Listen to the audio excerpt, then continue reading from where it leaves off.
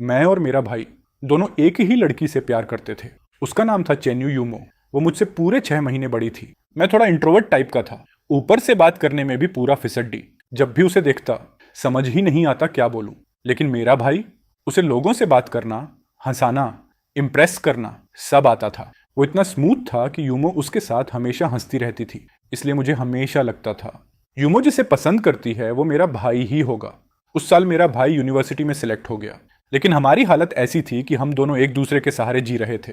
न कॉलेज की फीस भरने के पैसे थे, न रोजमर्रा का खर्चा उठाने की औकात। तभी मेरे भाई ने मुझसे कहा कि मैं सांस की कोयले की खदान में काम करने चला जाऊं ताकि उसकी पढ़ाई का खर्च निकल सके। उसने कहा, हम भाई हैं, अगर मैं पढ़ाई पूरी कर गया तो फ्यूचर में अपने छोटे भाई को कभी किसी चीज की कमी नहीं होने दूंगा।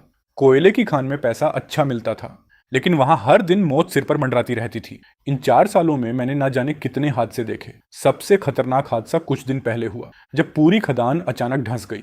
मैं लगभग जिंदा दफन हो चुका था। किस्मत अच्छी थी कि बच गया, लेकिन बुरी तरह घायल हो गया।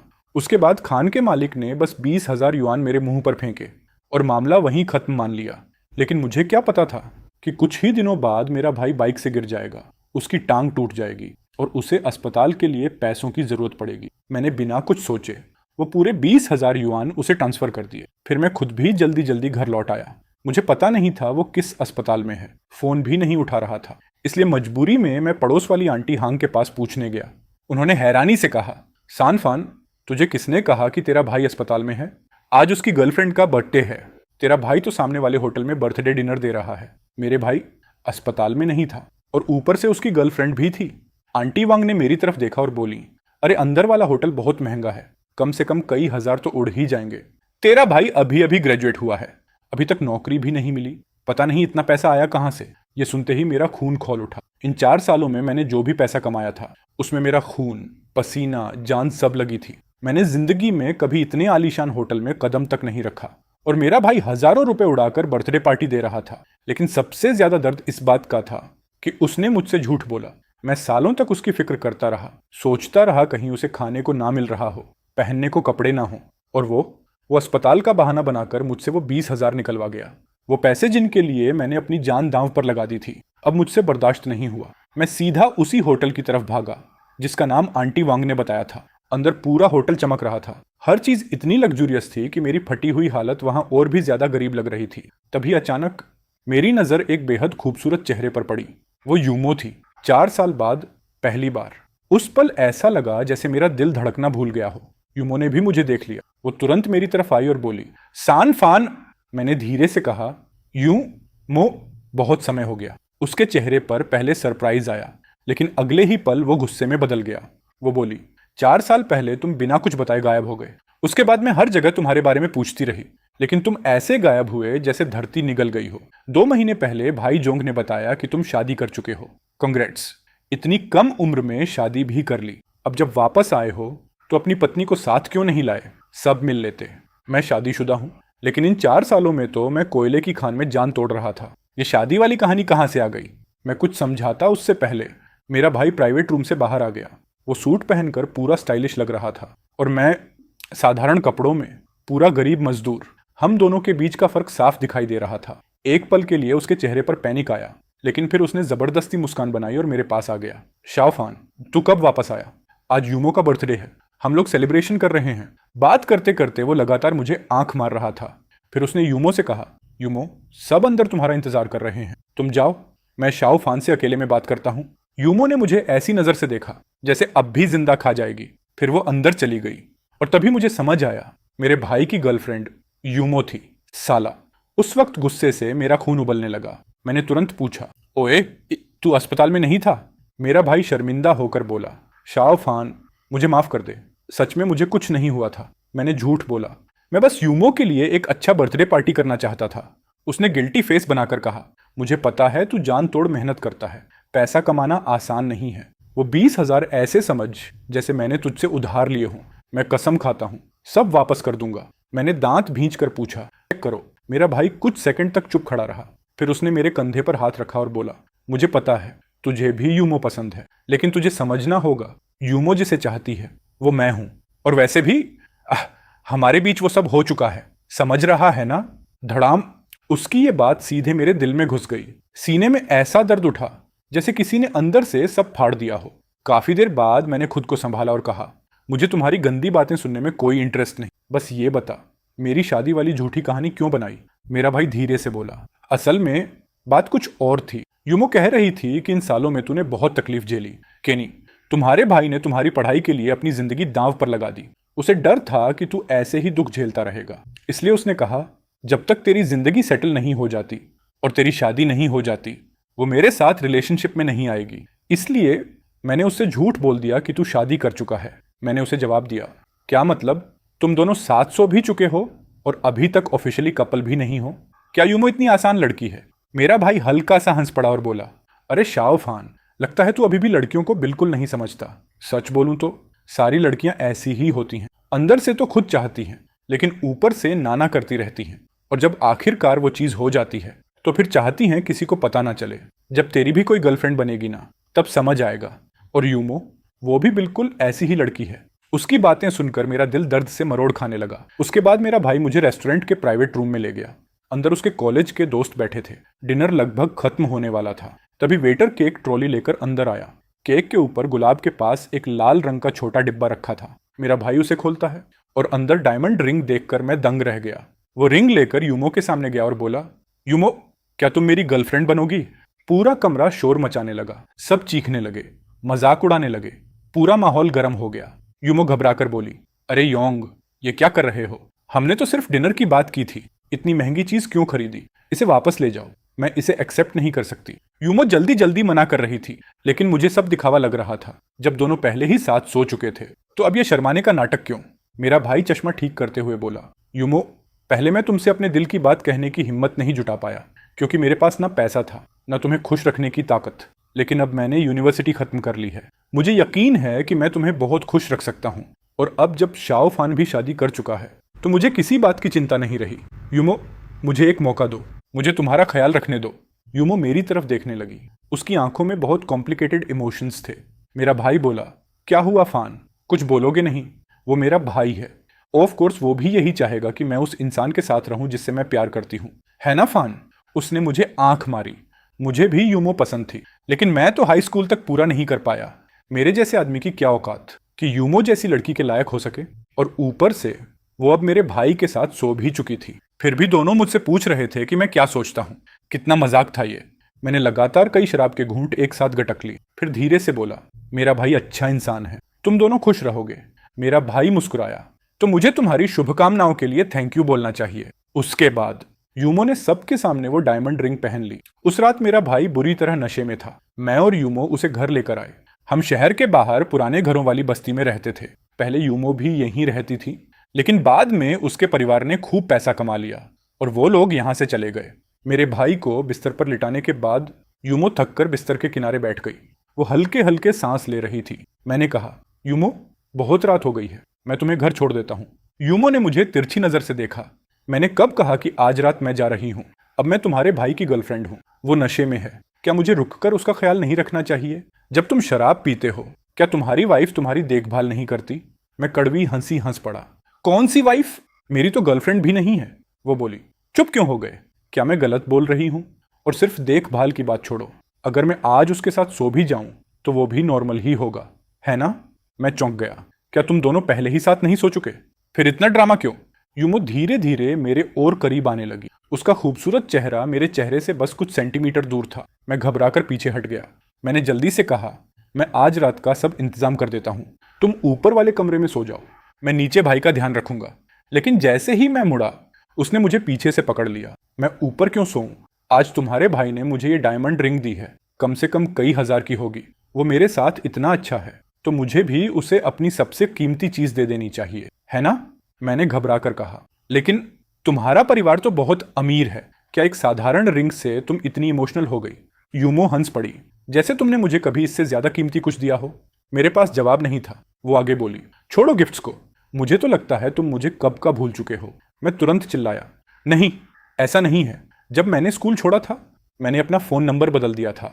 मैंने तुम्हारा कॉन्टैक्ट डिलीट कर दिया क्योंकि मुझे डर था कि मैं खुद को रोक नहीं पाऊंगा और तुम्हें कॉल कर दूंगा। लेकिन तुम्हारी याद आज तक मेरे दिमाग से नहीं निकली। यूमो ने तुरंत पूछा, तो फिर इन 4 सालों में तुमने मुझे ढूंढा क्यों नहीं? ऊपर से अपनी पत्नी के घर जाकर रहने लगा जैसे कोई निकम्मा हस्बैंड। उसके सवालों ने मेरा दिमाग पूरी तरह उलझा दिया। मैं हकलाने लगा, लेकिन कोई ढंग का जवाब नहीं दे पाया। यूमो अचानक गुस्से में चिल्लाई, सान फान, तुम हमेशा ऐसे ही रहते हो, इतने चुप, इतने बंद। अगर तुम खुद कुछ बोलोगे ही नहीं तो लोगों को कैसे पता चलेगा कि तुम क्या सोचते हो? इन 4 सालों में आखिर कर क्या रहे थे बाहर? क्या तुम सच में शादीशुदा नहीं हो? तुम्हारा भाई मुझसे झूठ बोल रहा है ना? जवाब दो। लेकिन मैं चुप रहा। अब वो मेरे भाई के साथ थी, सच बताने से क्या बदल जाता? आखिर में यूमो ने मुझे निराश नजरों से देखा और ऊपर सोने चली गई। मैं आधी नींद में था कि अचानक कुछ अजीब महसूस हुआ। मैंने आंखें खोली और सामने आग का समंदर देखा। पूरा घर जल रहा था। मैं तुरंत भाई के कमरे की तरफ भागा उसे जगाने के लिए। वो डर के मारे कांपने लगा। उसकी पहली रिएक्शन थी भागो। मैंने उसका हाथ पकड़कर चिल्लाया, यूमो, यूमो अभी ऊपर है। लेकिन आग और तेज होती जा रही थी। मेरे भाई के चेहरे पर मौत का डर साफ दिख रहा था। उसने मेरा हाथ झटका और अपनी जान बचाने के लिए सीधे बाहर भाग गया। घर कभी भी गिर सकता था। अगर मैं अभी भाग जाता तो शायद बच सकता था, लेकिन यूमो का क्या? मैं भागकर किचन में गया, अपने पूरे कपड़े पानी में भिगोए और सीधे ऊपर की मंजिल की तरफ दौड़ पड़ा। उसका कमरा पहले ही आग की लपटों से घिर चुका था। मैंने दरवाजे को लात मारकर खोला और अंदर घुसा तो देखा यूमो पहले ही बेहोश हो चुकी थी। मैंने उसे अपनी बाहों में उठाया और भयानक आग के बीच से भागने लगा। धुएं की वजह से मेरी चेतना धुंधली पड़ने लगी थी। जैसे ही मैं घर से बाहर निकला, एक जलती हुई लकड़ी की भारी बल्ली मेरी पीठ पर आ गिरी और उसी पल मैं बेहोश हो गया। जब मेरी आंख खुली तब तक पड़ोसियों ने आग बुझा दी थी। पूरा घर राख बन चुका था और यूमो मेरे भाई को कसकर पकड़े हुए रो रही थी। मैंने घबराकर पूछा, यूमो, तुम्हें कहीं चोट तो नहीं लगी? लेकिन उसने मुझे ठंडी नजरों से देखा और बोली, वाह, अब याद आई मेरी, जब आग लगी थी तब तुम कहाँ थे? अच्छा हुआ योंग वहां था, जो वरना मैं मर चुकी होती। ये सुनते ही मैं शौक में अपने भाई की तरफ देखने लगा। वो यूमो को पकड़कर बोला, यूमो, मैंने कहा था ना, मैं जिंदगी भर तुम्हारी रक्षा करूंगा, चाहे अपनी जान चली जाए फिर भी तुम्हें बचाऊंगा। यूमो भावुक होकर बोली, योंग, मैं बहुत टच्ड हूं, मुझे बचाने के लिए थैंक यू। लेकिन उसे बचाया तो मैंने था। और सबसे घटिया बात यह थी, मेरा भाई पूरे बेशर्मी से सारा क्रेडिट खुद ले रहा था। उस पल मेरा गुस्सा फट पड़ा। मैं चिल्लाया, यूमो, तुम्हें मैंने बचाया था। यूमो पहले हैरान हुई, लेकिन अगले ही पल उसका चेहरा फिर शांत हो गया।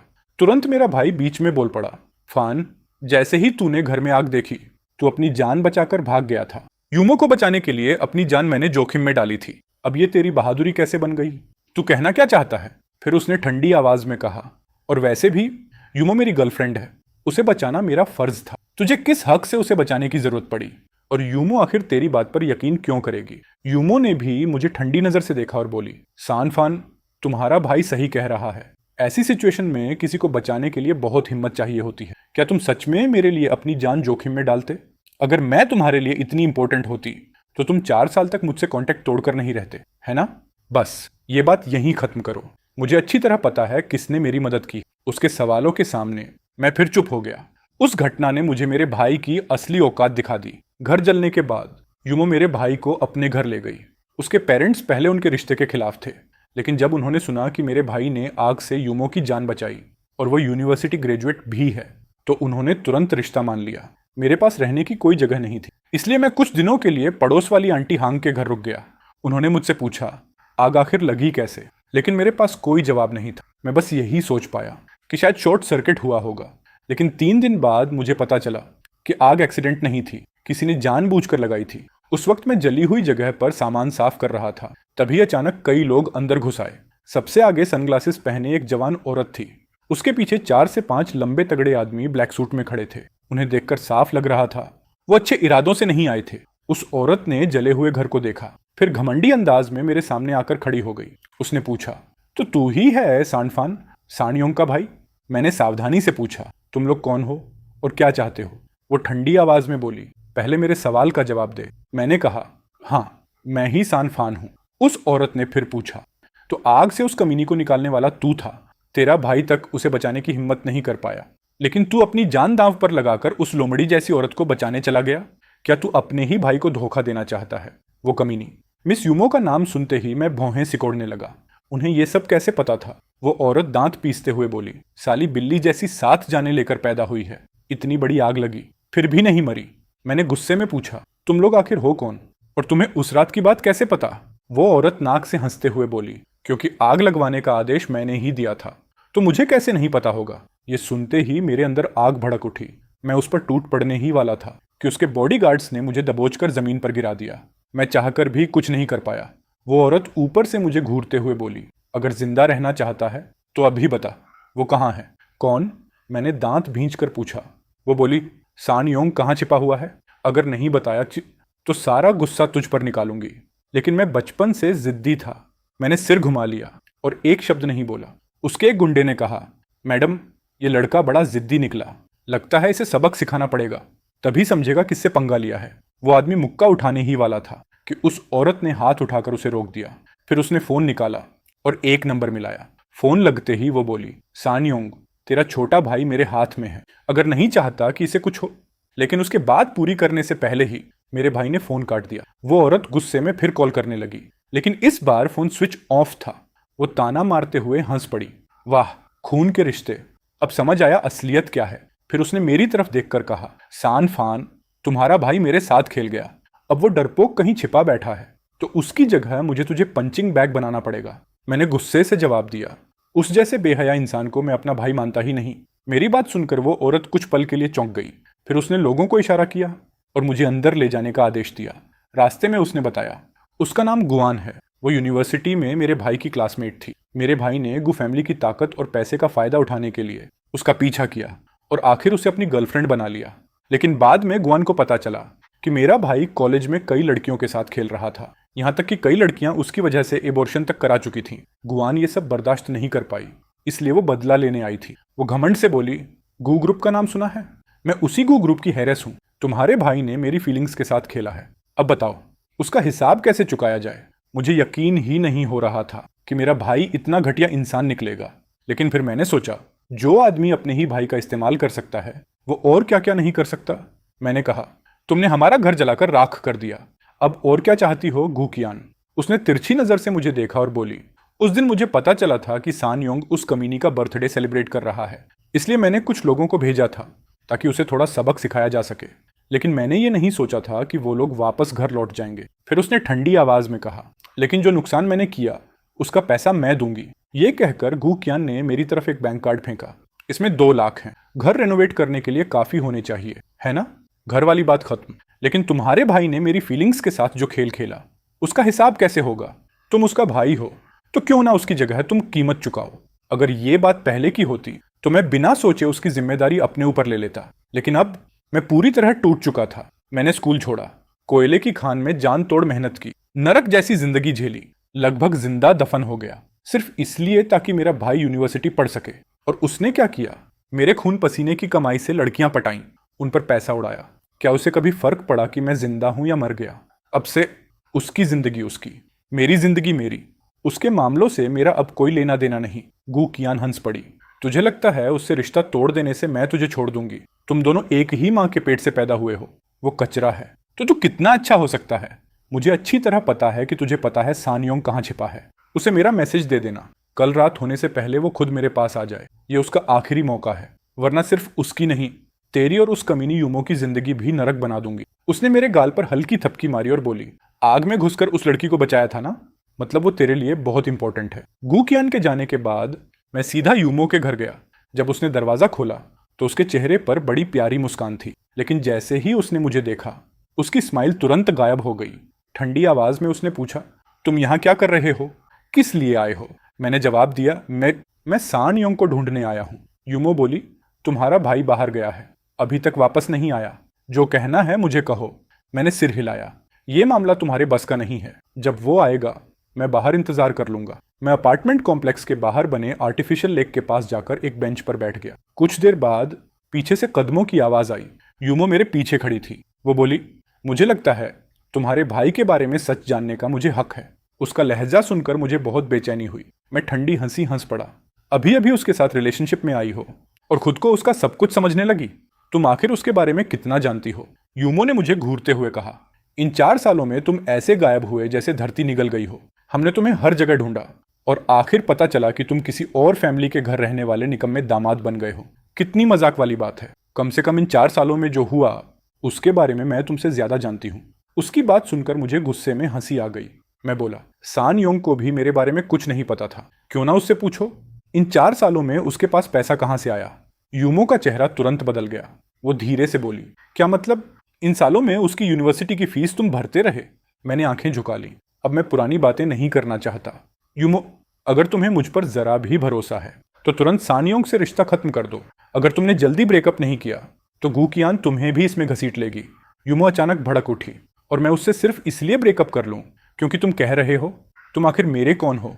किस हक से मुझे कंट्रोल करना चाहते हो? फिर उसने गुस्से से पूछा, क्या तुम्हारे भाई को पसंद करने की वजह से तुम भी मुझसे प्यार करने लगे? उस पल ना जाने कहां से हिम्मत आई। मैं जोर से चिल्लाया, हाँ, मुझे तुम पसंद हो, बचपन से, हमेशा से। ये कहते ही मैं खुद घबरा गया। मैं उसकी तरफ देखने की हिम्मत तक नहीं कर पा रहा था। हम दोनों काफी देर तक चुप रहे। फिर अचानक यूमो चिल्लाई, अगर तुम मुझसे प्यार करते थे तो पहले क्यों नहीं बताया? जिस दिन तुम्हारे भाई ने मुझे रिंग दी थी उस दिन मैंने तुमसे पूछा भी था, लेकिन तुमने खुद कहा था कि मुझे एक्सेप्ट कर लेना चाहिए। फिर उसकी आंखें भर आईं। वो कांपती आवाज में बोली, जानते हो, जिस इंसान को मैं पसंद करती थी वो तुम थे, सान फान, तुम्हारा भाई नहीं। मैं इतने सालों से बस यही सुनने का इंतजार कर रही थी, लेकिन तुम हमेशा इतने चुप रहे। अगर तुम बोलते ही नहीं तो मुझे कैसे पता चलता कि तुम क्या महसूस करते हो? मैं पूरी तरह जम गया। यूमो, जिसे मैं हमेशा अपने भाई की पसंद समझता रहा, असल में वो मुझे चाहती थी। उसकी आंखों से आंसू बहने लगे। रोते हुए उसने कहा, अब मैं तुम्हारे भाई को हाँ बोल चुकी हूँ, और अब आकर कह रहे हो कि तुम मुझसे प्यार करते हो? तुम्हें नहीं लगता बहुत देर हो चुकी है सान फान? मैं तुमसे नफरत करती हूँ। वो सिर पकड़कर नीचे बैठ गई और बुरी तरह रोने लगी। उसकी हालत देखकर ऐसा लगा जैसे किसी ने मेरे दिल में चाकू घोंप दिया हो। अब मुझे समझ आया, उस दिन वो मुझसे मेरी राय क्यों पूछ रही थी। वो चाहती थी कि मैं उसे रोकूं, उसे अपने दिल की बात बताऊं, लेकिन मैं कितना बड़ा बेवकूफ था। मैंने तो सच में अपने भाई की बात मान ली थी कि यूमो अब उसकी हो चुकी है। मैं हकलाते हुए बोला, यूमो, आई एम सॉरी, सच में मुझे माफ कर दो। आंखें लाल किए उसने गुस्से से मुझे देखा। मुझसे माफी मत मांगो। माफी मांगनी है तो उन फीलिंग्स से मांगो जो मैंने इतने साल तुम्हारे लिए रखी। मैंने तुम्हें काउंटलेस मौके दिए, लेकिन ये हालत तुमने खुद पैदा की है। अब जब हम अपनी चांस खो चुके हैं तो चीजों को ऐसे ही रहने दो। और एक बात अच्छे से सुन लो, आज के बाद मैं तुम्हारे भाई की गर्लफ्रेंड हूं। उसने मेरी जान बचाने के लिए अपनी जान तक दांव पर लगा दी थी। ऐसे इंसान को मैं कभी धोखा नहीं दूंगी। मैंने तुरंत कहा, उस रात तुम्हें बचाने वाला मैं था, सान योंग नहीं। यूमो ने मुझे ठंडी नजर से देखा और ताने मारते हुए बोली, और तुम्हें लगता है मैं तुम्हारी बात मान लूंगी? मानती हूं, पहले मैं तुम्हें पसंद करती थी, लेकिन इतना सब होने के बाद अब मुझे तुम्हारी असली सच्चाई दिख गई है। तुम कहते रहते हो कि तुम मुझसे प्यार करते हो, लेकिन पूरे 4 साल तुमने मुझसे एक बार भी कांटेक्ट नहीं किया। उल्टा किसी और के घर जाकर घर जमाई बनकर रहने लगे। जब तुम बाहर मजे की जिंदगी जी रहे थे, क्या कभी सोचा मैं कैसा महसूस कर रही थी? और अब भी तुम्हें शर्म नहीं आती ये कहने में कि तुम मुझे पसंद करते हो? क्या एक बीवी तुम्हारे लिए काफी नहीं थी? अब मेरे फीलिंग्स के साथ भी खेलना चाहते हो? उसकी आंखें गुस्से से भर गईं। सानफान, तुम हाइपोक्रिट हो। मैंने कभी नहीं सोचा था कि तुम ऐसे इंसान निकलोगे। और साफ सुन लो, अगर मैं तुम्हारे भाई की गर्लफ्रेंड ना भी होती तब भी कभी तुम्हारे साथ नहीं रहती। आज के बाद मेरे दिल में तुम्हारे लिए सिर्फ नफरत है। ये सारी गलतफहमी सान योंग की वजह से हुई थी। उसे पहले से पता था कि यूमो मुझे पसंद करती है, फिर भी उसने उससे झूठ बोला कि मेरी शादी हो चुकी है। लेकिन सिर्फ गलतफहमी की वजह से मैं उसे इतनी आसानी से बचकर जाने नहीं दे सकता था। मैंने कहा, लोगों की फीलिंग्स के साथ खेलने वाला मैं नहीं, सान योंग है। सच्चाई ये है कि उसकी बहुत सारी औरतें हैं और तुम भी बस उनमें से एक हो। छटाक! यूमो ने पूरी ताकत से मुझे थप्पड़ मार दिया। दांत भींच कर वो बोली, मैं तुम्हें जोंग के बारे में बुरा बोलने नहीं दूंगी। मैं सबसे अच्छी तरह जानती हूं वो कैसा इंसान है। तुम कचरा हो सकते हो, लेकिन वो नहीं। मेरे गाल में जलन हो रही थी, लेकिन दिल उससे भी ज्यादा दर्द कर रहा था। उसी वक्त सान योंग वापस आ गया। यूमो की आंखों में आंसू देखकर उसने तुरंत पूछा, क्या इसने तुम्हें परेशान किया?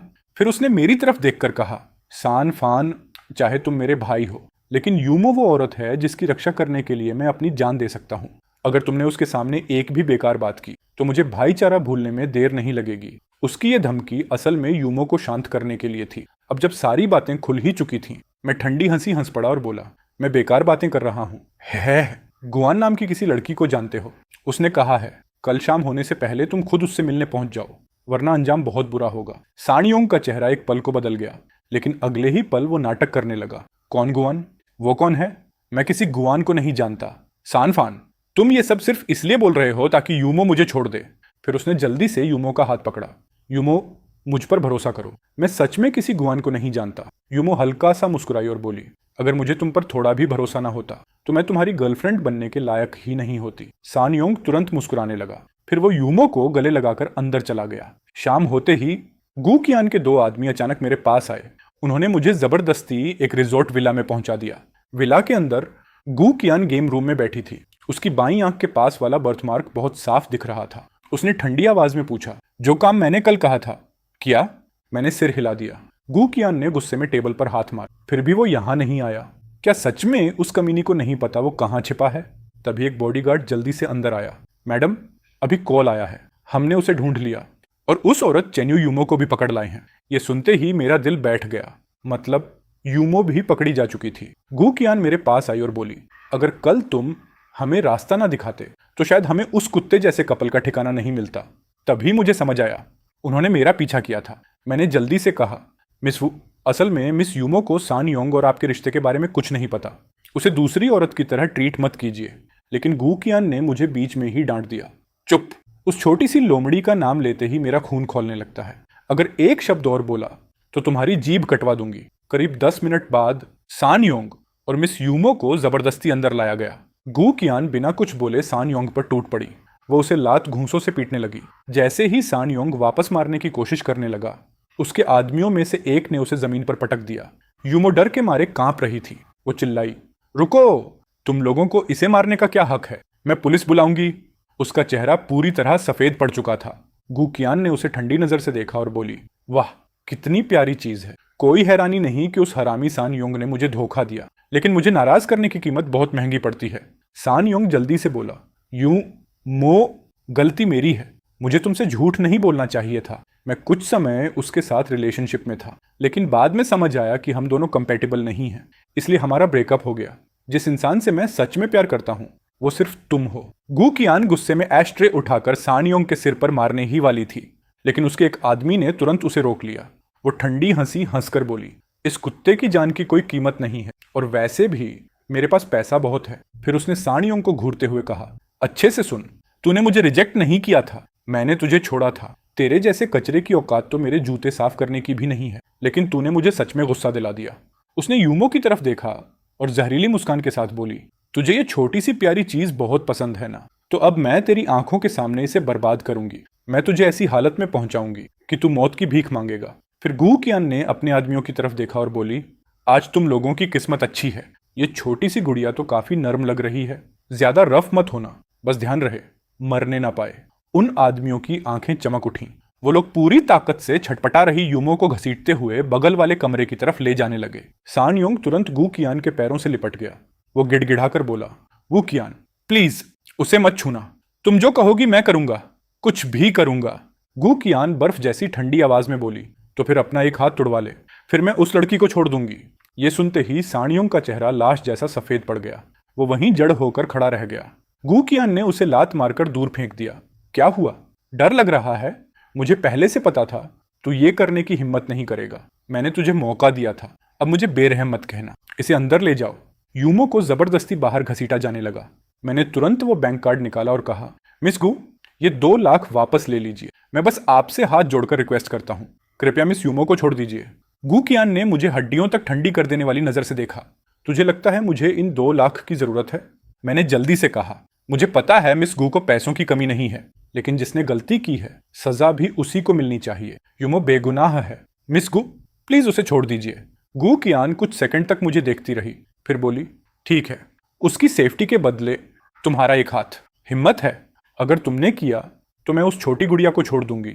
सच कहूं तो मैं भी बहुत डरा हुआ था। गू कियान ने ठंडी सांस छोड़ते हुए कहा, वाह, लगता है ये भी निकला डरपोक। मैं अचानक चिल्लाया, मैं करूंगा, लेकिन आपको अपना वादा निभाना होगा। गू कियान के चेहरे पर हल्की हैरानी आई। उसने आंखों से इशारा किया। 2 बड़े आदमी तुरंत मेरे पास आए। एक ने मेरा दाएं हाथ पोकर टेबल पर दबा दिया और दूसरे ने भारी कुर्सी उठा ली। वो बोला, ओए लड़के, एक बार और सोच ले, ये कुर्सी नीचे आई ना तो ये हाथ जिंदगी भर के लिए बेकार हो जाएगा। वो लड़की तेरे भाई की औरत है, उसका अपना बॉयफ्रेंड तक ये नहीं कर पाया। तू हीरो बनने का नाटक क्यों कर रहा है? मेरे पूरे शरीर में ठंडा पसीना बहने लगा, लेकिन मैं यूमो को उनके हाथों बर्बाद नहीं होने दे सकता था। मैंने आंखें कसकर बंद कर ली और पूरा शरीर सख्त कर लिया। धड़ाम, एक भारी आवाज गूंजी। फिर किसी की दर्दनाक चीख सुनाई दी। मैंने झटके से आंखें खोली। सान योंग अपनी दाईं बांह पकड़कर दर्द से चीख रहा था। उसका चेहरा पूरी तरह दर्द से बिगड़ चुका था। गू कियान ठंडी आवाज में बोली, सान योंग, आज के बाद हमारा हिसाब बराबर। याद रखना, भविष्य में दोबारा मेरे रास्ते में मत आना। तुम हारना जानते ही नहीं। फिर उसने मेडिकल एक्सपेंसेस के लिए कुछ पैसे फेंके और हम सबको जाने दिया। यूमो सान योंग की टूटी हुई बांह देखकर बुरी तरह रो रही थी। उसे लगा सान योंग ने उसकी खातिर अपना हाथ कुर्बान कर दिया। लेकिन सच तो ये था, सान योंग ने कभी सोचा भी नहीं था कि कुर्सी आखिर में उसी पर गिरेगी। यूमो के चेहरे पर दर्द देखकर मैं दिल से चाहता था कि टूटा हुआ हाथ मेरा होता। यूमो तुरंत सान योंग को हॉस्पिटल ले गई। मैं उससे नफरत करता था, फिर भी उनके पीछे पीछे चला गया। सान योंग के दाएं हाथ में कई जगह फ्रैक्चर था। अगली सुबह उसे नॉर्मल वार्ड में शिफ्ट कर दिया गया। जब मैं उसे देखने अंदर गया तो उसने अचानक पूछा, सान फान, तू मेरा सगा भाई है ना? फिर तूने मुझे और यूमो को नुकसान पहुंचाने की कोशिश क्यों की? उसका सवाल सुनकर मैं पूरी तरह स्टंट रह गया। यूमो भी अजीब नजरों से मुझे देखने लगी। सान योंग फिर बोला, बेवकूफ मत बनो। जो कार्ड तुम्हारे पास है वो गुआन ने दिया ना, उसमें पूरे 2 लाख हैं। वो तुम्हें इतना पैसा क्यों देगी? वो तो यूमो को जानती तक नहीं। पक्का तुमने ही हमें बेच दिया। मैं तुम्हें अपना भाई मानता था और तुम मेरी जिंदगी बर्बाद करने पर तुले हो। अगर सिर्फ मुझे नुकसान पहुंचाते तो कोई बात नहीं थी, लेकिन यूमो बेगुनाह है। अगर मैंने अपना हाथ ना तुड़वाया होता तो वो हरामी लोग उसकी इज्जत लूट लेते। सानफान, सानफान, क्योंकि तुम यूमो को पा नहीं सके इसलिए तुम उसे बर्बाद करना चाहते हो। तुम्हारा दिल कितना सड़ा हुआ और जहरीला है। दफा हो जाओ यहां से और दोबारा मुझे अपनी शक्ल मत दिखाना। मैंने कभी सपने में भी नहीं सोचा था कि सान योंग मुझे पीठ पीछे ऐसे छुरा घोंपेगा। यूमो ने भी ठंडी नजरों से पूछा, सानफान, क्या जोंग जो कह रहा है वो सच है? क्या तुमने उस औरत के पैसे ले लिए? सान योंग तुरंत बोला, यूमो, कार्ड अभी भी इसके पॉकेट में है। अगर भरोसा नहीं है तो खुद चेक कर लो। और कल रात मैंने खुद अपने कानों से सुना कि उस कार्ड वाले 2 लाख गू कियान ने इसे दिए थे। ये सुनते ही यूमो पूरी तरह टूट गई। उसकी आंखें गुस्से से लाल हो गईं। वो मुझ पर चिल्लाई, सानफान, तुम कहते हो कि तुम मुझसे प्यार करते हो, ऐसे प्यार करते हो? तुम एहसान फरामोश कमीने, निकल जाओ यहां से। मैं जिंदगी में दोबारा तुम्हारी शक्ल नहीं देखना चाहती। मैं समझाने की कोशिश करना चाहता था, लेकिन वो इतनी गुस्से में थी कि मेरी एक बात सुनने को तैयार नहीं थी। ऊपर से सान योंग लगातार आग में घी डाल रहा था। अब उसकी नजरों में मैं सबसे बड़ा दुश्मन बन चुका था। वो मुझे धक्के मारकर कमरे से बाहर निकालने लगी। मेरे अंदर भी गुस्सा भर चुका था। क्यों वो सान योंग की हर बात आंख बंद करके मान लेती है, लेकिन मेरी बात पर कभी भरोसा नहीं करती। उसे बचाने के लिए मैं आग में कूद गया था। उसकी सेफ्टी के लिए मैं अपना हाथ तोड़वाने तक तैयार था, लेकिन लगता है मेरे सारे काम मिलकर भी सान योंग की 2 मीठी बातों के सामने कुछ नहीं थे। मैं पूरी तरह टूट चुका था। अगर उसे सच में लगता है कि सान योंग अच्छा इंसान है तो ठीक है, अब से मैं उनके मामलों में कभी दखल नहीं दूंगा। हॉस्पिटल से बाहर निकलते ही एक बेहद महंगी कार गेट पर खड़ी थी। विंडो आधी नीचे हुई। अंदर गू कियान बैठी थी। उसने उंगली से इशारा किया, अंदर बैठो। मैंने सावधानी से पूछा, कहां? गू कियान आधी मुस्कान के साथ बोली, क्या डर है कि मैं तुम्हें खा जाऊंगी? फिर हंसकर बोली, चेहरे पर बर्थ मार्क है तो क्या हुआ? ये खूबसूरत लड़की पैसों में डूबी हुई है, समझे? मेरे पीछे भागने वाले मर्दों की लाइन लगी है। तुम जैसे लड़के पर तो शायद मैं नजर भी न डालूं। मैं कुछ सेकंड झिझका, फिर कार के पास जाकर पूछा, आज मुझे क्यों बुलाया? सान योंग के साथ तुम्हारा झगड़ा है, मुझे बीच में क्यों घसीटा? अब तो सान योंग ये तक कह रहा है कि मैंने उसे बिट्रे किया। गू कियान ने बेपरवाही से मेरी तरफ देखा। मुंह उसका है, वो क्या बोलता है उसे कौन कंट्रोल कर सकता है? फिर उसने तिरछी मुस्कान के साथ कहा, और वैसे भी तुम्हें अभी भी उस कचरे की बातों की परवाह है? मैंने धीरे से कहा, मुझे सान योंग की नहीं, मो बहन यानी यूमो क्या सोचती है उसकी परवाह है। मैंने बैंक कार्ड उसकी तरफ फेंक दिया। ये रखो अपना कार्ड। फिर मुड़कर जाने लगा। गू कियान तुरंत चिल्लाई, ओए तुम पागल हो क्या? सान योंग की एक बकवास बात के लिए तुम ये 2 लाख ठुकरा रहे हो? ये रिश्वत नहीं है, कॉम्पेंसेशन है। या फिर तुम अपना घर रिपेयर नहीं करना चाहते? मैंने उसकी तरफ देखे बिना कहा, आप गू फैमिली की प्रिंसेस हो, बस दोबारा मुझे परेशान मत करना। मेरे लिए वही काफी है।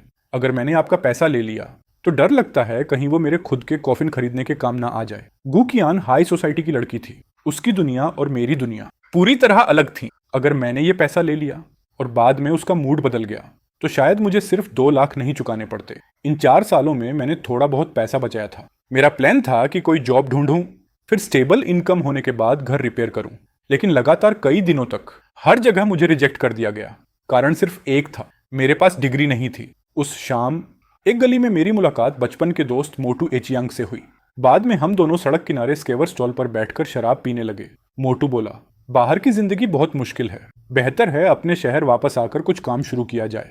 मैं भी उसकी बात से पूरी तरह सहमत था। फिर उसने कहा कि उसने 1 साल तक स्क्यूअर्स बनाना सीखा है और ली शहर में अपना स्टॉल खोलना चाहता है, लेकिन उसके पास कैपिटल नहीं था। तभी उस स्टॉल का मालिक हमारी बातें सुनकर कुछ बियर्स लेकर आया। वो बोला, मैं 10 साल से ये काम कर रहा हूँ, अब थक चुका हूँ, मैं स्टॉल ट्रांसफर करना चाहता हूँ। अगर तुम लोग लेना चाहते हो तो कॉस्ट प्राइस पर दे दूंगा। शराब के नशे में मैं और मोटू थोड़ा एक्साइटेड हो गए। काफी सोचने के बाद हमने वो स्टॉल 1,20,000 में खरीद लिया। पैसा मैंने लगाया, मेहनत मोटू करेगा। प्रॉफिट में 70% मेरा और 30% उसका तय हुआ। थोड़ी रिमॉडलिंग के बाद करीब 10 दिन बाद हमने ऑफिशियली दुकान खोल दी। ओपनिंग वाले दिन बिजनेस जबरदस्त चल रहा था। मैं और मोटू दोनों लिटरली भागते फिर रहे थे। बाद में आंटी वांग और उनकी बेटी मदद करने आ गई, तब जाकर थोड़ा संभला। हमने अभी अभी कस्टमर्स के एक ग्रुप को विदा किया ही था कि तभी एक चैंपेन कलर की BMW दुकान के सामने आकर रुकी। कार से यूमो और सानयोंग उतरे। सानयोंग ने ठंडी हंसी के साथ कहा, देखा यूमो, अब तो यकीन हुआ। अगर गुकियान ने इसे पैसा ना दिया होता तो ये स्क्यूअर स्टॉल खरीदने के लिए पैसा कहां से लाता। फिर सानयोंग ने मुझे ठंडी नजरों से घूरा। फान, क्या यही है जोंग? पागल है क्या मेरा भाई और यूमो? मोटू ने मुझे कोहनी मारी। तू अपना काम कर, इनकी बातों पर ध्यान मत दे। मैं मुड़कर दुकान के अंदर जाने लगा, तभी सानयोंग ने मुझे रोक लिया। सानफान, इधर आ, मुझे तुझसे बात करनी है। मैं उसके पास गया और ठंडी आवाज में पूछा, क्या बात है? सानयोंग ने अपने चश्मे ठीक किए और बोला, घर जल चुका है, उसे ऐसे छोड़ देने का कोई मतलब नहीं। अब कोई उसे खरीदना चाहता है, इसलिए मैं सोच रहा हूं घर बेच दें। मैं तुरंत भड़क गया। घर बेचना? मैं इसके खिलाफ हूं। वो हमारे माँ बाप की आखिरी निशानी है। सानयोंग ने भौहें सिकोड़ ली। पूरा घर जल चुका है, उसे बचाकर रखने का फायदा क्या? मैं बड़ा भाई हूं, ये फैसला मैं करूंगा। तू माने या ना माने, नतीजा वही रहेगा। घर 4 लाख में बिकेगा, पैसे आधे आधे बांट लेंगे। तूने मेरे साथ बहुत गलत किया, लेकिन चाहे तू एहसान फरामोश निकला, मैं तेरे साथ नाइंसाफी नहीं करूंगा। पैसों में तेरा 1 सेंट भी कम नहीं होगा। मैं गुस्से से हंस पड़ा। मैं एहसान फरामोश हूं? और जब घर जलने की बात चल ही रही है तो क्या तुझे सच में नहीं पता वो घर क्यों जला था? सानयोंग, वो घर सिर्फ तुम्हारा नहीं है, उसमें मेरा भी हिस्सा है, और जब तक मैं राजी नहीं, कोई उस घर को हाथ तक नहीं लगाएगा। सानयोंग गुस्से से लाल पड़ गया। तभी यूमो बोली, घर पूरी तरह जल चुका है, सच कहूं तो अब उसका कोई इस्तेमाल नहीं। मैं अचानक उस पर चिल्ला पड़ा, चुप रहो, तुम सिर्फ उसकी गर्लफ्रेंड हो, अब तक उसकी मंगेतर भी नहीं बनी। मेरे फैमिली के घर पर बोलने वाली तुम होती कौन हो? ये पहली बार था जब मैंने यूमो पर इतनी जोर से चिल्लाया था। उसका चेहरा गुस्से से सफेद पड़ गया, लेकिन वो चुप रही। सानयोंग कुछ देर सोचता रहा, फिर बोला, ठीक है, घर आधा आधा है ना, तो मैं अपना आधा हिस्सा बेच देता हूं। अब ठीक? मेरा गुस्सा फूट पड़ा। सानयोंग, प्लीज, तुम यूनिवर्सिटी ग्रेजुएट हो, क्या सच में जिंदा रहने के लिए घर बेचना जरूरी है? और ऊपर से ये तुम्हारी गर्लफ्रेंड है ना, उसके घर वालों के लिए ये थोड़े से पैसे कुछ भी नहीं है। तुम्हें तो बातें बनानी अच्छी आती हैं, जाकर घर जमाई ही बन जाओ। वैसे भी कुछ लोग इंसान पहचान नहीं पाते और आसानी से बेवकूफ बन जाते हैं। यूमो गुस्से में बोली, किसे बोल रहे हो कि वो इंसान पहचान नहीं पाती? सानयोंग ने दांत भींचते हुए कहा, मुंह संभाल कर बात कर। सांडफान, मैं यूमो के साथ उसके पैसों की वजह से नहीं हूं, मैं उससे प्यार करता हूं। मैं अपनी मेहनत से उसे खुश रखूंगा, मैं किसी का डिपेंडेंट नहीं बनूंगा। फिर उसने ताना मारते हुए कहा, या फिर तुझे लगता है मैं तेरी तरह हूं, जो अपने ही भाई को बेचकर ये फूड स्टॉल खोल बैठा? हाँ, कम से कम मेरे पास सेल्फ रिस्पेक्ट तो है। मैं भी तंज भरी हंसी हंस पड़ा। तभी आंटी वांग और मोटू जल्दी से बीच में आ गए ताकि मामला शांत हो जाए। आंटी वांग मुस्कुराते हुए बोली, अरे योंग, घर वाली बात बाद में भी हो सकती है, कोई जल्दी नहीं है। आज छोटे फान की दुकान की ओपनिंग है, अगर तुम लोगों के पास समय है तो यहीं रुककर उसका सपोर्ट करो। मोटू भी हंसते हुए बोला, हाँ भाई। जोंग, यूमो, आज मेरी तरफ से ट्रीट। मेरे स्क्यूअर्स टेस्ट करके बताना क्या इंप्रूव कर सकता हूँ। सानयोंग और यूमो ने एक दूसरे को देखा, फिर वहीं रुक गए। जब मोटू चाय सर्व कर रहा था तभी सानयोंग ने अजीब से टोन में कहा, ओए एचियांग, ये बिजनेस तेरा और सानफान का है ना? देख, बचपन से जानते हैं एक दूसरे को, इसलिए दोस्त होने के नाते एक सलाह दे रहा हूँ। सानफान ऐसा इंसान है जो पैसे के लिए अपने भाई और माँ तक को बेच दे। अगर इसके साथ बिजनेस कर रहा है तो जरा संभल कर रहना, कहीं ऐसा ना हो ये तुझे बेच दे और तू खुद इसके पैसे गिनने में मदद करता रहे। मैं गुस्से से कांप रहा था, लेकिन आंटी वांग ने इशारे से मुझे शांत रहने को कहा। मोटू सिर खुजाते हुए बोला, अरे जोंग, मैं और फान बचपन से साथ बड़े हुए हैं, वो ऐसा इंसान नहीं है जैसा तुम कह रहे हो। सानयोंग ने मुंह बिगाड़ते हुए कहा, लोग बदल जाते हैं। यूमो ने बिना एक्सप्रेशन के कहा, एचियांग, बस एक बात याद रखना, किसी को नुकसान मत पहुंचाना, लेकिन किसी को खुद का फायदा भी मत उठाने देना। शाम होते होते एक और टेबल पर 7 से 8 लड़के आकर बैठे।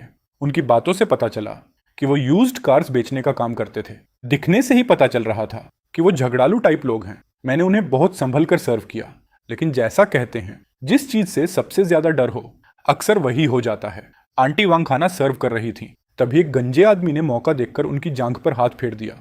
बेइज्जती और गुस्से में आंटी वांग ने उसे जोरदार थप्पड़ मार दिया। अगले ही पल उन लोगों ने टेबल पलट दी, बेंच तोड़ दिए और धमकी देने लगे कि वो आंटी वांग को उठाकर ले जाएंगे ताकि उसे सबक सिखा सके। मैंने हर तरह से उनसे माफी मांगी, लेकिन उन्होंने मेरी एक नहीं सुनी, उल्टा वो मुझे भी मारने दौड़े। ये देखकर सानयोंग तुरंत यूमो को खींच कर ले जाने लगा। उसे डर था कहीं वो लोग उन्हें भी न घसीट लें। यूमो ने तुरंत कहा, योंग, हम आंटी वांग को बचपन से जानते हैं। अब जब ये सब हो रहा है तो क्या हम ऐसे ही देखकर चले जाएंगे? सानयोंग ने गर्दन सिकोड़ते हुए धीरे से कहा, यूमो धीरे बोलो, अगर उन्होंने सुन लिया तो मुसीबत हो जाएगी। ये लोग यूज्ड कार डीलर हैं। आखिर में वो लोग क्या हैं?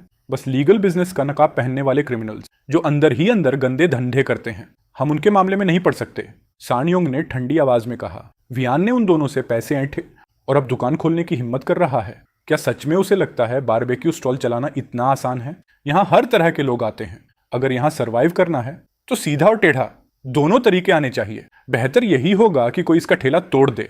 वैसे भी जिस पैसे से इसने दुकान खोली वो साफ पैसा नहीं है, ये इसका कर्म है। यूमो ने सिर उठाकर मुझे अजीब नजरों से देखा। लेकिन कोई लेकिन नहीं यूमो। सानयोंग ने अपनी घायल हाथ उठाई। क्या तुम भूल गई ये हाथ कैसे टूटा था? अगर इसने हमें बिट्रे ना किया होता तो हम गुआन के हाथ नहीं पड़ते और तुम्हारे साथ वो सब होने की नौबत भी नहीं आती। मान लिया शुरुआत मेरी गलती से हुई, लेकिन क्या इसे पैसों के लिए हमें बेच देना चाहिए था? ये सुनते ही यूमो की आंखों का भाव बदल गया। वो बिना कुछ बोले मुड़ी और कार की तरफ चल दी। उसी वक्त अचानक सड़क पर 1 दर्जन लग्जरी कार्स आकर रुकी। 10 से ज्यादा लड़के लड़कियां उनमें से उतरे। सबसे महंगी कार से उतरी लड़की कोई और नहीं बल्कि खुद गुआन थी। सनग्लास पहने वियान ने चारों तरफ बिखरा सामान देखा, फिर तुरंत मेरी तरफ मुड़कर पूछा, सानफान, यहाँ क्या हुआ? ये जगह किसने तोड़ी? फिर उसकी नजर सानयोंग और यूमो पर पड़ी। सानयोंग पूरा टेंस हो गया। वो जल्दी से बोला, मैं नहीं था, ये सब उन्होंने किया। गुआन ने नाक से आवाज निकाली, इफ, मुझे पता है तुम्हें इतनी हिम्मत नहीं है। फिर वो सीधे उस गंजे आदमी और उसके दोस्तों के पास गई। तुम लोगों ने ये सब तोड़ा? यूज्ड कार वाले लोग इतना बड़ा शो देखकर समझ गए कि सामने वाले कोई बड़े लोग हैं, इसलिए किसी की हिम्मत नहीं हुई गलत मूव लेने की। गंजा आदमी खराब चेहरे से बोला, देख लड़की, सलाह देता हूं इसमें मत पड़ो। हम Ming Cheng used car lot से हैं। हमारे बॉस का नाम सान लियूबा है, नाम तो सुना होगा। उसके बोलते ही छटक गुआन ने सीधा उसके मुंह पर थप्पड़ जड़ दिया। तुझे उससे पूछना चाहिए कि उसने गू ग्रुप का नाम सुना है या नहीं। उस वक्त गुआन की ओरा इतनी डरावनी थी कि गंजा आदमी पूरी तरह दब गया। सच कहूं तो मैं भी शौक में था। एक अमीर लड़की इतने गुंडों के सामने बिना डरे खड़ी थी, लेकिन उससे भी ज्यादा हैरानी मुझे इस बात की थी कि वो मेरी तरफदारी कर रही थी। गुआन ने सबको घूरते हुए कहा, ध्यान से सुन लो, सानफान मेरा आदमी है। जो इसके खिलाफ जाएगा वो मेरे खिलाफ जाएगा। उसकी आवाज ऑथोरिटी से भरी हुई थी। सभी लोग जम गए। मैं तुरंत बोला, कब से मैं तुम्हारा आदमी हो गया? ऐसी बातें मत करो। मदद के लिए थैंक्स, लेकिन यूं बातें मत बनाओ। तभी वियान हल्का सा मुस्कुराई। मैं कुछ समझ पाता उससे पहले उसने मेरी ठुड्डी पकड़ ली, फिर साफ और मजबूत आवाज में बोली, पहले नहीं थे लेकिन आज से हो। आज से तुम सानफान मेरे आदमी हो। मैं तुम्हारी बैक कवर करूंगी। अगर कोई तुम्हें छेड़े बस मुझे बता देना, बाकी मैं संभाल लूंगी। मैंने सपने में भी नहीं सोचा था कि वो इस तरह ओपनली फ्लर्ट करेगी। मेरा चेहरा जलने लगा। मैं तुरंत पीछे हट गया। सानयोंग की नजरों में भयंकर नफरत भरी हुई थी। अब मेरे पीछे खड़े होने वाला कोई आ चुका था। यूमो वहीं खड़ी रही। उसके चेहरे पर कॉम्प्लिकेटेड एक्सप्रेशन था। दांत भींचते हुए उसने मुझे तिरछी नजर से देखा। उधर वो गंजा आदमी भी पूरी तरह डर गया था। वो तुरंत सिर झुकाकर खुशामद करने लगा।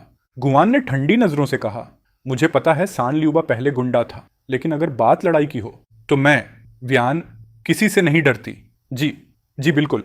गंजा आदमी बार बार सिर हिलाने लगा। गुआन बोली, चलो मान लेती हूं तुम लोगों को अपनी गलती समझ आ गई। आज के लिए छोड़ रही हूं, लेकिन जो कुछ भी तोड़ा है उसकी पूरी ओरिजिनल कीमत दोगे? कोई दिक्कत? नहीं, बिल्कुल नहीं, मैं सब पे करूंगा। गुआन ने मुझे हिसाब लगाने को कहा, लेकिन मैं उस पर कोई एहसान नहीं लेना चाहता था, इसलिए मैंने ठीक से हिसाब तक नहीं लगाया। आखिर में गंजे ने 2000 युआन छोड़े, आंटी वांग से माफी मांगी और भागता हुआ निकल गया। आंटी हांग आगे आई और बोली, मिस गुआन, आज आपने बहुत मदद की।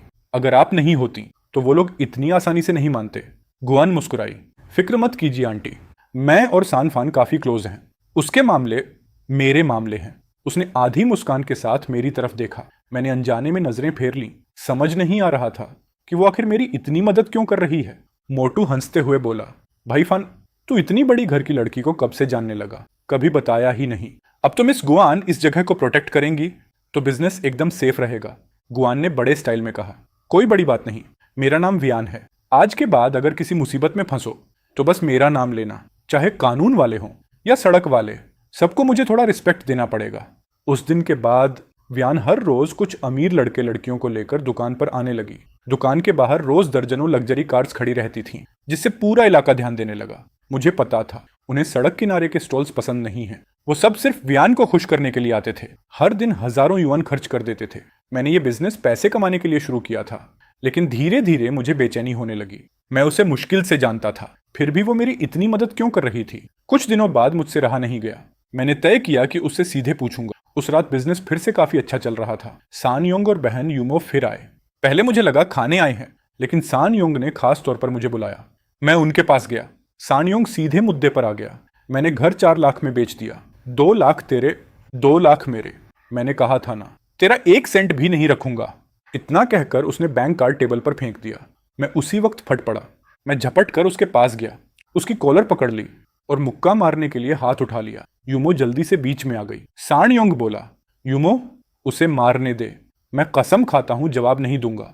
फिर उसने ताना मारा, अब इसके पीछे वो फैमिली जैसी बड़ी ताकत खड़ी है, अब मैं इसके लिए क्या हूं? यूमो गुस्से से बोली, सानफान, जोंग को छोड़ो। ऐसा मत सोचो कि कोई तुम्हारा सपोर्ट कर रहा है तो तुम जो चाहो वो कर सकते हो। उसके चेहरे पर गुस्सा साफ दिख रहा था। फिर उसने कहा, मैंने जांच करवाई है।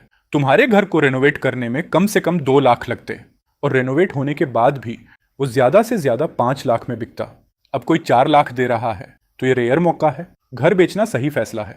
और सबसे बड़ी बात, तुमने उसके साथ जो किया उसके बाद भी योंग ने तुम्हारे पैसे में 1 सेंट तक कम नहीं किया। उसने तुम्हारे साथ बुरा नहीं किया, फिर भी तुम खुश नहीं हो। मैं दर्द भरी आवाज में बोला, वो घर हमारे माँ बाप छोड़कर गए थे। वो सिर्फ घर नहीं था, हमारी यादें थी। अगर घर बिक गया तो वो यादें भी टूट जाएंगी। मैं खुद को रोक नहीं पाया और सान योंग को जोरदार मुक्का मार दिया। वो वैसे भी कमजोर था और मैं 4 साल तक भारी मजदूरी कर चुका था। मेरे एक पंच से वो जमीन पर गिर पड़ा। यूमो ने मुझे धक्का दिया और जल्दी से सान योंग को उठाया। सानफान, तुम पूरी तरह पागल हो चुके हो। सान योंग ने मासूम चेहरा बनाकर कहा, यूमो, उसे मत रोको, मारने दो मुझे। देखते हैं क्या ये मुझे मार डालने की हिम्मत करता है या मुझे अपाहिज बना देता है। उसकी बात सुनते ही मेरा गुस्सा फिर भड़क गया। मैं दोबारा मारने दौड़ा, लेकिन मोटू ने जल्दी से मुझे पकड़ लिया। कस्टमर्स देख रहे हैं, अच्छा नहीं लग रहा। मैं दांत पीसते हुए बोला, सान योंग, तू इसकी कीमत जरूर चुकाएगा। सान योंग ठंडी हंसी हंस पड़ा। मुझे धमका रहे हो सानफान? अगर भविष्य में मुझे कुछ हुआ तो जिम्मेदार सिर्फ तुम होगे। यूमो बोली, योंग कार में बैठो, ये पागल हो चुका है, अब इससे बात करना बेकार है। वो सान योंग को कार में बिठाकर चली गई, लेकिन थोड़ी देर बाद कार वापस लौट आई। इस बार यूमो अकेली उतरी। वो सड़क किनारे खड़ी रही। मैं उसके पास गया। यूमो ने ठंडी आवाज में कहा, तुम्हें नहीं लगता तुमने हद पार कर दी? तुम और योंग सगे भाई हो। तुमने उसके साथ जो भी किया, उसके बावजूद वो हमेशा इस रिश्ते को महत्व देता रहा। लेकिन तुम बार बार उसे चोट पहुंचा रहे हो। हर बार भाईचारे का रिश्ता तोड़ते जा रहे हो। उसने निराश नजरों से मुझे देखा। सच कहूं, मैंने कभी नहीं सोचा था कि सिर्फ 4 साल में तुम इतने बदल जाओगे कि पैसों के लिए कुछ भी कर सको। क्या पैसा तुम्हारे लिए इतना जरूरी है?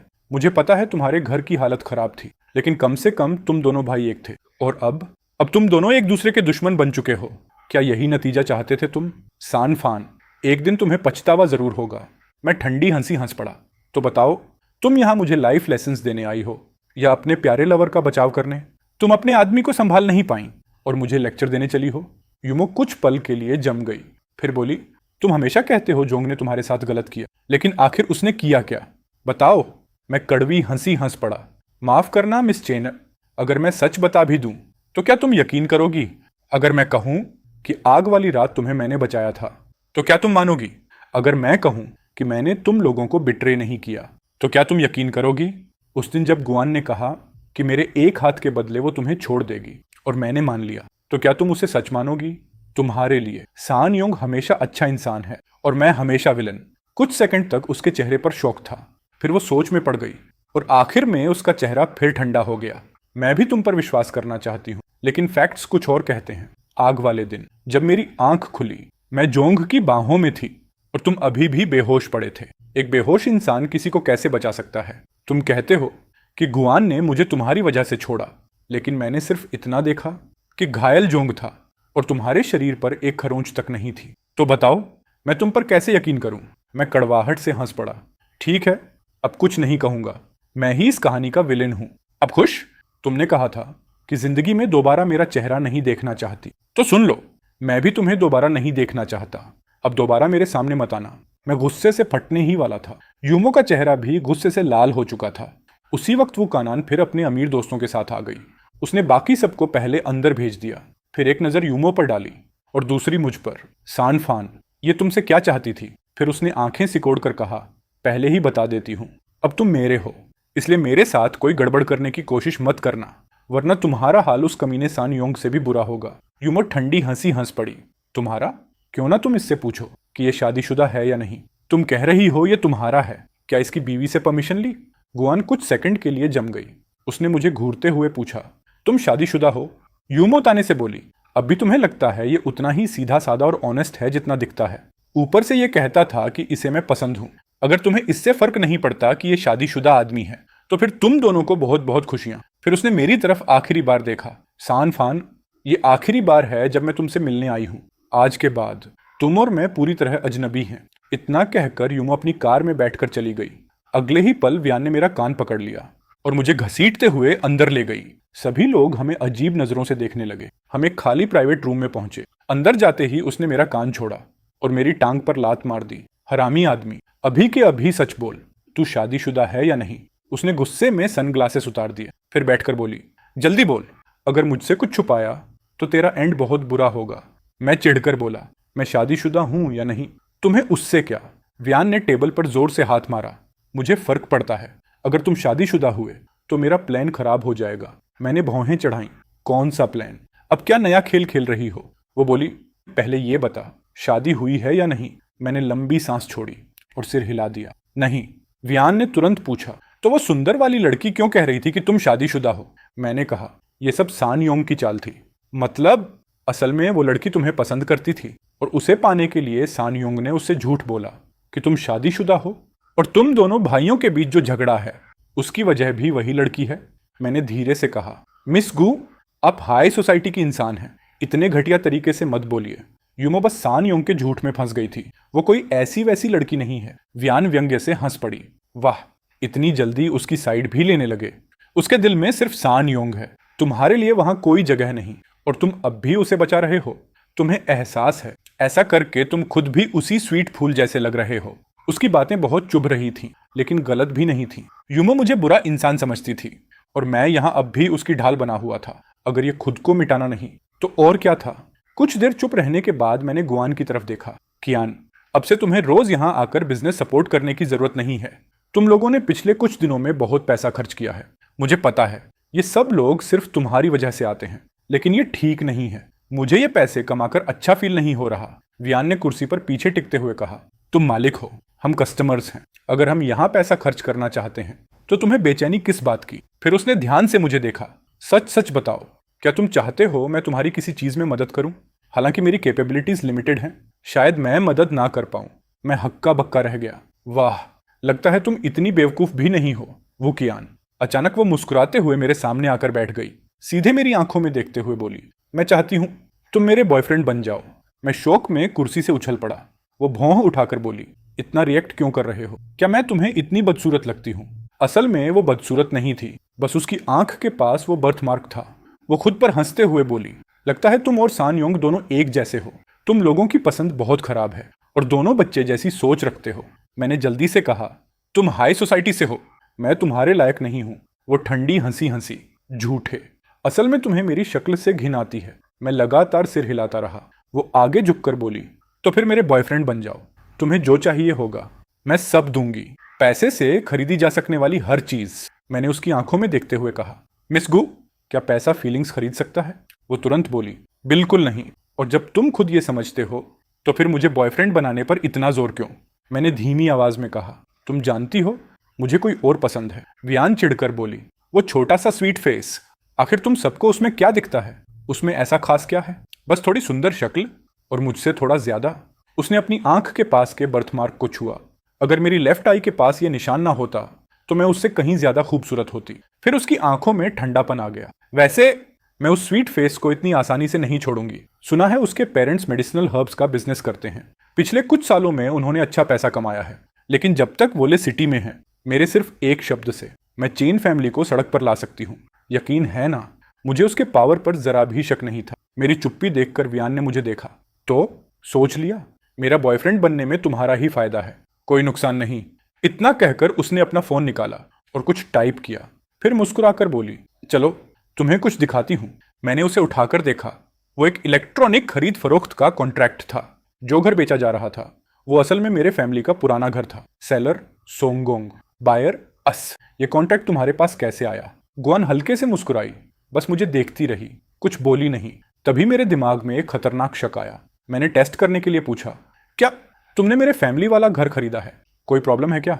तुम्हारे फैमिली का घर ज्यादा से ज्यादा 7 से 8 लाख का था, लेकिन मैंने 10 लाख ऑफर किए थे। संजुन इतना लालची है, वो तुरंत कॉन्ट्रैक्ट साइन कैसे नहीं करता? 10 लाख? लेकिन संगोंग ने तो साफ कहा था कि सिर्फ 4 लाख मिले। मैंने ध्यान से कॉन्ट्रैक्ट दोबारा देखा और सच में उस पर 10 लाख लिखा था। तभी मुझे सब समझ आ गया। उस हरामखोर सोंगोंग ने पूरे 8 लाख खुद दबा लिए थे, साला कमीना। तभी वो खुद से मुझे पैसे देने आया था। उसकी कॉन्शियंस पहले से गिल्टी थी। सुना है तुम हमेशा घर बेचने के खिलाफ थे, क्योंकि वो तुम्हारे पेरेंट्स की निशानी था। लगता है तुम सच में इमोशनल इंसान हो। तो कैसा रहेगा अगर हम एक डील करें? अगर तुम 3 महीने के लिए मेरे बॉयफ्रेंड बन जाओ तो मैं वो घर तुम्हें वापस दे दूंगी। तब वो घर सिर्फ तुम्हारा होगा, उसका संगोंग से कोई लेना देना नहीं रहेगा। क्या कहते हो? 3 महीने बदले में 10 लाख का घर। ये बात मुझे अंदर तक टेम्प्ट कर गई। पैसों की वजह से नहीं, बल्कि अपने फैमिली का घर वापस पाने के लिए। लेकिन फिर भी मेरे मन में डाउट था, वो सिर्फ मुझे बॉयफ्रेंड बनाने के लिए इतनी मेहनत क्यों कर रही थी? इसका फीलिंग्स से कोई लेना देना नहीं है। मर्दों को मर्दों की तरह बिहेव करना चाहिए। इतना घुमा फिरा कर चलने वाले लोग जिंदगी में कभी बड़ा काम नहीं करते। सीधा जवाब दो, हाँ या ना। गर्म दिमाग में मैंने हाँ कह दी। लेकिन मुझे बिल्कुल उम्मीद नहीं थी कि ग्वेन सीधे सबके सामने हमारी रिलेशनशिप अनाउंस कर देगी। जो रिच किड्स उसके साथ आए थे वो तुरंत मेरे आसपास इकट्ठा हो गए। इतना एक्साइटमेंट दिखा रहे थे जैसे हम बचपन के दोस्त हों। उस दिन वो लोग देर रात तक पार्टी करते रहे।